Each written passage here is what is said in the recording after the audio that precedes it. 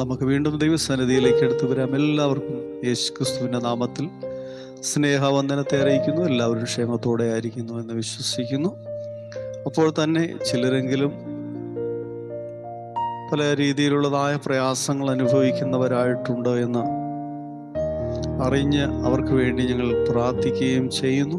സർവശക്തൻ ഇന്ന് രാത്രിയിൽ സമൃദ്ധമായി നിങ്ങളെ അനുഗ്രഹിക്കുകയും ബലപ്പെടുത്തുകയും ചെയ്യട്ടെ എന്ന് കർത്താവിൽ ആശിക്കുകയും പ്രാർത്ഥിക്കുകയും ചെയ്യുന്നു.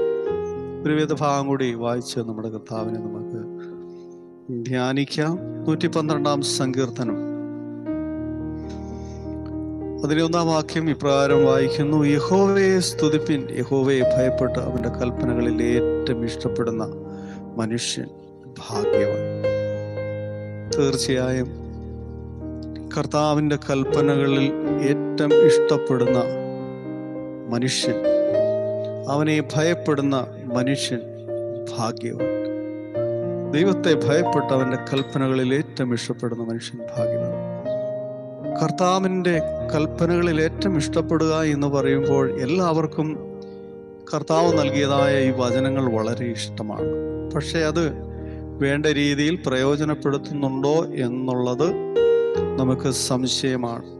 അങ്ങനെയുള്ളവർക്കാണ് ഭാഗ്യകരമായ അവസ്ഥകൾ ഉണ്ടാകുന്നത് എന്നാണ് ദൈവവചനം പറയുന്നത്.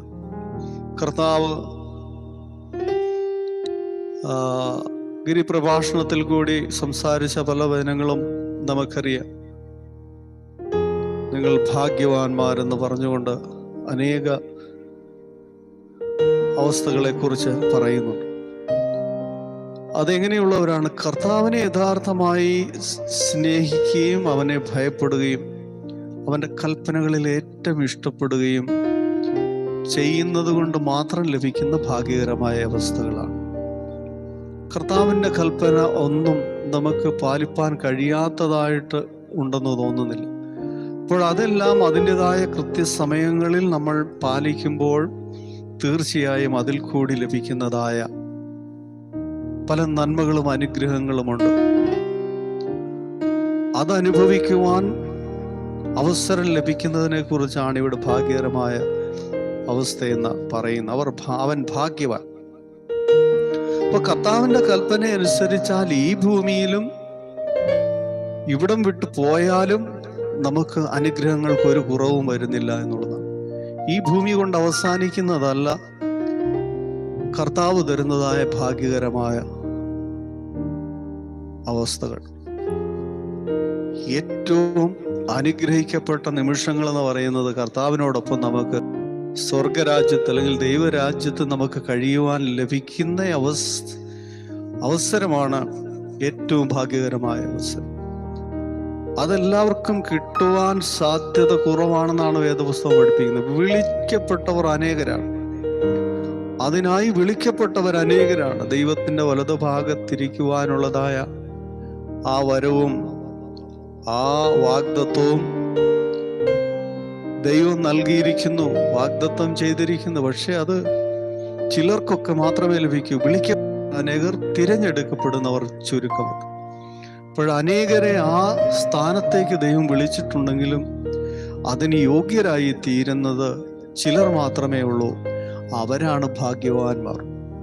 അതല്ലാതെ ഇവിടെ ഈ ഭൂമിയിൽ നമ്മൾ എന്തൊക്കെ ഭൗതികമായ നന്മകൾ ഉണ്ടാക്കിയാലും അതൊന്നും ഒരു ഭാഗ്യകരമായ അവസ്ഥയെന്ന് നമുക്ക് പറയുവാൻ കഴിയില്ല. നമ്മുടെ നാട്ടിൽ തന്നെ ലോട്ടറി ഏറ്റവും ഭാഗ്യകരമായ അവസ്ഥയായി മനുഷ്യൻ കാണുകയും അത് എടുക്കാറുമുണ്ട്. അതെടുത്തവരുടെയും അടിച്ചവരുടെയൊക്കെ അവസ്ഥയെക്കുറിച്ചൊക്കെ നമ്മൾ കേട്ടിട്ടുണ്ട്. അവർക്ക് ഒന്ന് കിടന്നുറങ്ങുവാൻ കഴിയുന്നില്ല, നല്ല ആഹാരം കഴിക്കുവാൻ കഴിയുന്നില്ല, സമാധാനത്തോടെ ജീവിക്കുവാൻ കഴിയുന്നില്ല. ചിലരൊക്കെ നാട് വിട്ടുപോയിരിക്കുന്നു, ചിലരൊക്കെ ആത്മഹത്യ ചെയ്തിരിക്കുന്നു, ചിലരൊക്കെ ഉണ്ടായിരുന്ന കിടപ്പാടം കൂടെ പോയി വഴിയരികിൽ കിടക്കുന്നതായ അവസ്ഥകൾ. അവർക്ക് എങ്ങനെയാണ് ലോട്ടറി അടിച്ചിട്ട് ഇങ്ങനെ ഒരു അവസ്ഥ വരുന്നത്? അവരെയാണോ ഭാഗ്യവാന്മാരെന്ന് വിളിക്കുന്നത്? അല്ല. ഈ ഭൂമിയിലെ ഏതെങ്കിലും ഭൗതിക നന്മകൾ നേടിയെടുത്തവരെ ഭാഗ്യവാന്മാരെന്ന് നമുക്ക് വിളിക്കുവാൻ കഴിയില്ല. അവരെ ദൈവം വിളിക്കുമ്പോൾ ഇവിടെ അതെല്ലാം ഉപേക്ഷിച്ചിട്ട് അവർ പോകണം. അത് അനുഭവിക്കുവാനും കാണുവാനും അവർക്കും അവരുടെ സന്തതികൾക്കും പോലും പലപ്പോഴും കഴിയാതെ പോകുന്നു എന്നുള്ളത് എങ്ങനെയാണ് ഭാഗ്യകരമായ അവസ്ഥയായി നമുക്ക് അനുഭവിക്കുവാൻ കഴിയും. ഭാഗ്യകരമായ അവസ്ഥ എന്ന് പറയുന്നത് കർത്താവിൻ്റെ സന്നിധിയിൽ നമ്മൾ എത്തുമ്പോൾ അവിടെ ലഭിക്കുന്നതായ സൗഭാഗ്യങ്ങളാണ് നമുക്ക് എടുത്തു പറയുവാൻ കഴിയുന്ന ഭാഗ്യകരമായ അവസ്ഥ. അപ്പോൾ അത് ലഭിക്കുന്ന മനുഷ്യൻ ഭാഗ്യവാൻ, അവനെയാണ് ഭാഗ്യവാനെന്ന് വിളിക്കേണ്ടത്. എന്നാൽ ഈ ഭൂമിയിൽ ആയിരിക്കുമ്പോൾ കർത്താവിനെ സ്നേഹിക്കുകയും അവൻ്റെ കൽപ്പനകളിൽ ഏറ്റവും ഇഷ്ടപ്പെടുകയും കർത്താവിനെ ഭയപ്പെടുകയും ചെയ്യുന്നത് മൂലം ഈ ഭൂമിയിൽ ചില നന്മകൾ ലഭിക്കുന്നതായി ഇവിടെ രേഖപ്പെടുത്തിയിട്ടുണ്ട്. അവരെ കർത്താവിന് ഉപേക്ഷിക്കാൻ പറ്റില്ലല്ലോ. കർത്താവിന് വേണ്ടി ഇറങ്ങിത്തിരിച്ചിട്ടും അവിടെ വരുമ്പോൾ നിങ്ങൾക്ക് സൗഭാഗ്യങ്ങളെ തരാമെന്ന് പറയുന്നത് കൊണ്ട് എന്താണ് കാര്യമുള്ളത്? ഇവിടെയും അവർക്ക് എന്തെങ്കിലുമൊക്കെ നന്മകളും അനുഗ്രഹങ്ങളും ലഭിക്കണം എന്ന് കർത്താവ് ആഗ്രഹിക്കുന്നു. അതുകൊണ്ടാണ് നന്മയും കരുണയും നിന്റെ ആയുഷ്കാലമൊക്കെ നിന്നെ പിന്തുടരും എന്ന് ദൈവത്തിൻ്റെ വചനം പറയുന്നത്. ഇവിടെ നമ്മൾ വായിക്കുന്നത് ഇപ്രകാരമാണ്: അവൻ്റെ സന്തതി ഭൂമിയിൽ ബലപ്പെട്ടിരിക്കും. അപ്പോൾ കർത്താവിൻ്റെ കൽപ്പനകളിൽ ഏറ്റവും ഇഷ്ടപ്പെടുകയും കർത്താവിനെ ഭയപ്പെട്ട് ജീവിക്കുകയും ചെയ്യുന്നതായ ഒരു വ്യക്തിയുടെ സന്തതി ഭൂമിയിൽ ബലപ്പെട്ടിരിക്കും. അവരുടെ തലമുറ അനുഗ്രഹിക്കപ്പെടും. ഐശ്വര്യവും സമ്പത്തും അവൻ്റെ വീട്ടിലുണ്ടാകും. അവൻ്റെ നീതി എന്നേക്കും നിലനിൽക്കുന്നു. അപ്പോൾ ഇതൊക്കെ ഈ ഭൂമിയിലെ ഭൗതിക നന്മകളാണ്. അപ്പോൾ സ്വർഗത്തിലെ ഭാഗ്യകരമായ അവസ്ഥകൾ ലഭിക്കുന്നതോടൊപ്പം ഈ ഭൂമിയിലും അവർക്ക് ഭാഗ്യകരമായ അവസ്ഥകൾ ദൈവം നൽകുന്നു എന്നുള്ളതിൻ്റെ സൂചനകളാണ് നമുക്കിവിടെ കാണാൻ കഴിയുന്നത്. നേരിട്ടുള്ളവർക്ക് ഇരുട്ടിൽ വെളിച്ചമുദിക്കുന്നു. കൃപ തോന്നി വായ്പ കൊടുക്കുന്നവൻ ശുഭമായിരിക്കും. വ്യവഹാരത്തിൽ അവൻ തൻ്റെ കാര്യം നേടും. അവൻ ഒരു നാളും കുലുങ്ങിപ്പോകുകയില്ല. എന്നേക്കും അവൻ ഓർമ്മയിലിരിക്കും. ദുർവർത്തമാന നിമിത്തം അവൻ ഭയപ്പെടുകയില്ല. അവൻ്റെ ഹൃദയം യഹോവയിൽ ആശ്രയിച്ചുറച്ചിരിക്കും. അവൻ്റെ ഹൃദയം ഭയപ്പെടാതെ സ്ഥിരമായിരിക്കുന്നു. ശത്രുക്കളിൽ തൻ്റെ ആഗ്രഹം അവൻ നിവർത്തിച്ച് കാണും. വാരി വിതറി അവൻ ദരിദ്രന്മാർക്ക് കൊടുക്കുന്നു. അവൻ്റെ നീതി എന്നേക്കും നിലനിൽക്കുന്നു. അവൻ്റെ കൊമ്പ് ബഹുമാനത്തോടെ ഉയർന്നിരിക്കും.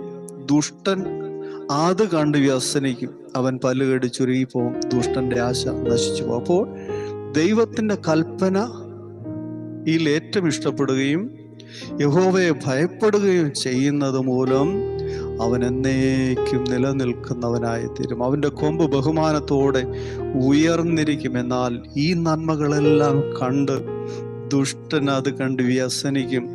അവൻ പല്ലുകെട്ടി ചുരുങ്ങിപ്പോകും. ദുഷ്ടന്റെ ആശ നശിച്ചു പോകുന്ന തരത്തിൽ. ഇപ്പൊ ദുഷ്ടന്റെ ആശ നശിച്ചു പോകുന്ന തരത്തിൽ, അവൻ വ്യസനിക്കുന്ന തരത്തിൽ സ്വർഗത്തിലെ ദൈവം അവനെ ഈ ഭൂമിയിൽ അനുഗ്രഹിക്കും. ആരെ? യഹോവയെ ഭയപ്പെട്ട് അവൻ്റെ കൽപ്പനകളിൽ ഏറ്റവും ഇഷ്ടപ്പെടുന്ന മനുഷ്യന്. അപ്പോൾ കർത്താവിൻ്റെ പിന്നാലെ ഇറങ്ങി തിരിച്ചിട്ട് ഈ ലോകത്ത് ഒന്നും നൽകാതെ ദൈവം അവരെ ഈ ലോകത്ത് നിന്ന് അയക്കുകയില്ല. ഈ ഭൂമിയിൽ അവർക്ക് കൊടുക്കാവുന്ന എല്ലാ സൗഭാഗ്യങ്ങളും ദൈവം അവർക്ക് കൊടുക്കും. അവൻ്റെ സന്തതി മൂലം. അതല്ലാതെ ഐശ്വര്യവും സമ്പത്തും അവൻ്റെ വീട്ടിൽ നൽകി അവൻ്റെ നീതി എന്നേക്കും നിലനിർത്തി അവനെ എന്നും എന്നേക്കും കാക്കുകയും പരിപാലിക്കുകയും ചെയ്യും. ആര്? ദൈവം. രാത്രിയിൽ പ്രിയ സഹോദരങ്ങളെ, ദൈവനാമത്തിൽ നിങ്ങൾ യഹോവയെ ഭയപ്പെട്ട് ഇറങ്ങിത്തിരിച്ചിട്ട് അവൻ്റെ കൽപ്പന അനുസരിച്ചിട്ട് നിങ്ങളുടെ ജീവിതത്തിൽ ഒന്നും ലഭിക്കാതെ നിങ്ങൾ ഇവിടെ നിന്ന് പോകേണ്ടി വരില്ല. നിങ്ങളെ ദൈവം ഒരു നാളും കൈവിടുകയില്ല. നിങ്ങളെ ഒരു നാളും നിരാശരായി വിടുകയില്ല, ഉപേക്ഷിക്കുകയില്ല. ഇന്ന് രാത്രിയിൽ അങ്ങനെ ഒരു ദൈവത്തെയാണ് നമ്മൾ സേവിക്കുന്നത്. സ്വർഗത്തിൽ മാത്രം നിങ്ങൾക്ക് സൗഭാഗ്യകരമായ അവസ്ഥകൾ തരാമെന്നല്ല, നിങ്ങൾ ഈ ഭൂമിയിലായിരിക്കുമ്പോഴും നിങ്ങളെ അനുഗ്രഹങ്ങൾ കൊണ്ട് നിറയ്ക്കാമെന്ന് പറഞ്ഞവനെയാണ് നമ്മൾ സ്നേഹിക്കുകയും ഭയപ്പെടുകയും അവൻ്റെ കൽപ്പനകളിൽ ഏറ്റവും ഇഷ്ടപ്പെടുകയും ചെയ്യുന്നത്.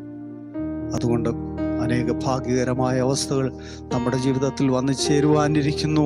അതൊക്കെ ദൈവം ഈ ഭൂമിയിലായിരിക്കുമ്പോൾ തന്നെ നമ്മുടെ ജീവിതത്തിൽ അത് നൽകി നമ്മളെ അനുഗ്രഹിക്കുക തന്നെ ചെയ്യും. നമുക്ക് വെയിറ്റ് ചെയ്യാം. കർത്താവ് നമ്മളെ അനുഗ്രഹിക്കേണ്ടതിനായി കണ്ണുകളടയ്ക്കാം. പരിശുദ്ധ ദൈവമേ, സ്വർഗീയ പിതാവേ, കേട്ട വചനത്തിന് മുമ്പ് ഞങ്ങളെ താഴ്ത്തി സമർപ്പിക്കുന്നു. അവിടുന്ന് അനുഗ്രഹിക്കണം, സഹായിക്കണം, തിരുകൃപ കൂടെ ഇരിക്കണം. ശ്രദ്ധിച്ചവരെയും ഹല്ലേലൂയ ഞങ്ങളുടെ പ്രോഗ്രാം കണ്ടവരെല്ലാം കർത്താവ് അനുഗ്രഹിക്കണം. ദൈവകൃപയിൽ കാത്തു സൂക്ഷിക്കണം. ജയോത്സവമായി നടത്തണം. യേശുവിൻ ധന്യമറിയ നാമത്തിൽ തന്നെ ആമേൻ. ദൈവം നമ്മളെ അനുഗ്രഹിക്കട്ടെ. എല്ലാവർക്കും യേശു ക്രിസ്തുവിന്റെ നാമത്തിൽ സ്നേഹാവന്ദനത്തെ അറിയിക്കുന്നു. Thank you. God bless you.